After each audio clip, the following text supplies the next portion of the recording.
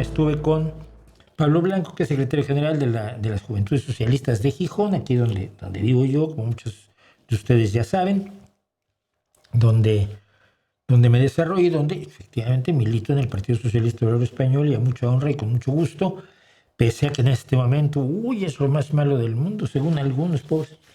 Por cierto, para los más tontos, yo no sé si entre los que están viéndome ahora ya están los tontos, pero este señor no es Marx, es Charles Darwin, o Carlos Darwin, si prefieres, si te llevas así muy bien con él.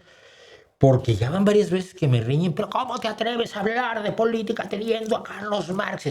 Pobre Darwin está ahí diciendo, yo no, yo estaba haciendo la mejor ciencia del mundo mientras Marx hacía mera filosofía, ¿no? Más o menos por la misma época. Pero las diferencias, hombre, son abismales. Yo me quedo con el señor Darwin toda la vida. Así que bueno, ahí está Pablo contándonos todo lo que son y lo que no son las juventudes socialistas, lo que hacen, cómo funcionan aquí en Gijón y por extensión en toda España, y muchas veces a nivel internacional con todas las juventudes de los partidos socialdemócratas del mundo, que insisto, seguimos siendo mayoritarios respecto de los latosos marxistas.